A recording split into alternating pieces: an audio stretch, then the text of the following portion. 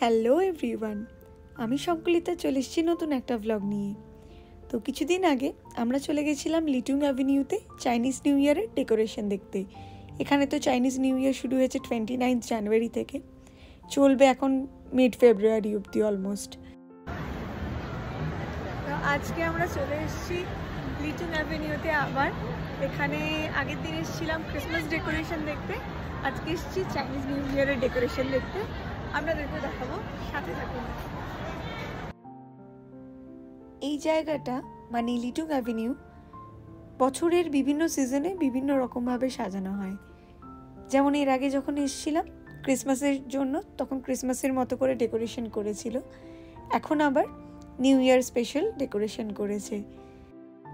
ডিসেম্বরে পুরো রাস্তাটা ক্রিসমাস ট্রি আর কত সুন্দর সুন্দর ছোট ছোট লাইটস দিয়ে সাজানো ছিল, আর এখন সুন্দর সুন্দর লাল হলুদ ল্যান্টার্নস দিয়ে। এখানে এই লাল হলুদ ল্যান্টার্নসগুলো খুব পবিত্র মনে করা হয়। সবাই নিজের নিজের বাড়ির বারান্দায় বলুন বা দরজার সামনে বলুন একটা করে টাঙিয়ে রেখেছে।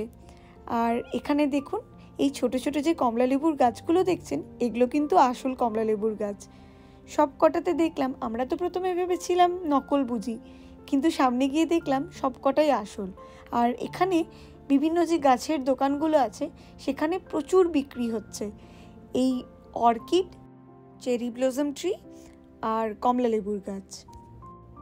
প্রচুর মানুষ কিনছে এই গাছগুলো, আর সাথে ফুল তো আছে, বিভিন্ন রকমের ফুল। ওই ব্লগটাও খুব শিগগির আপনাদের সাথে শেয়ার করব। তবে এখানে যে এই গোলাপি ফুলের গাছটা দেখছেন, এগুলো কিন্তু আসল চেরি ব্লসম ট্রি নয়। হয়েছে তো এখানে একটু চেষ্টা করছিলাম ভালো একটু ভিডিও শ্যুট করার, কিন্তু এত ভিড় সুযোগ পাচ্ছিলামই না। আর কিছু মহিলা তো পারলে গাছের ওপর উঠে যায়, গাছগুলোকে খেয়ে ফেলে, এরকম এরকম সব পোজ দিচ্ছে।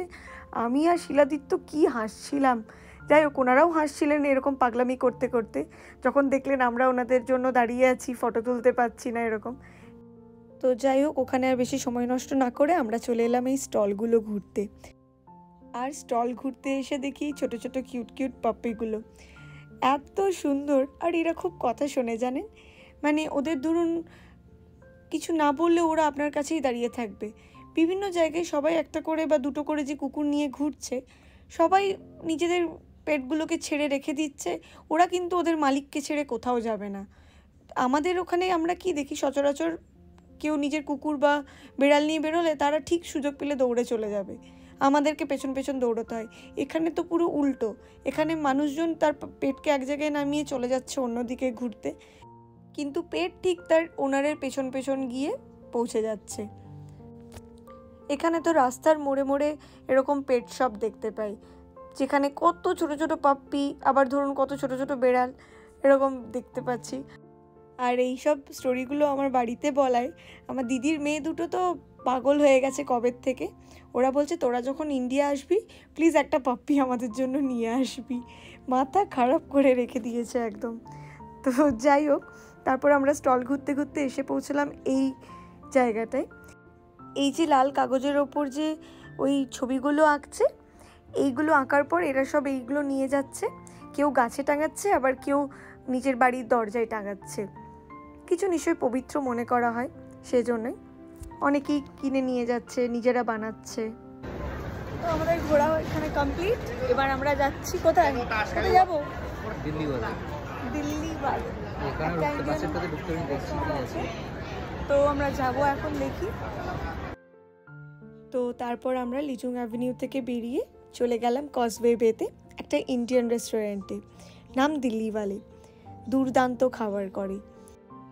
এর আগে যেদিন আমরা একটা ইন্ডিয়ান রেস্টুরেন্টে গেছিলাম, ওখানে যে খেয়েছিলাম, ওখানের খাবার খুব একটা ভালো লাগেনি, মানে ইন্ডিয়ান খাবারগুলো খুব একটা ভালো লাগেনি, কিন্তু এখানকার প্রত্যেকটা খাবার দুর্দান্ত।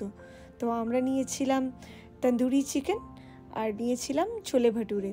তো ছোলে ভাটুরেটা তো অসাধারণ টেস্ট ছিল, আর তন্দুরি চিকেনটাও খুব ভালো ছিল।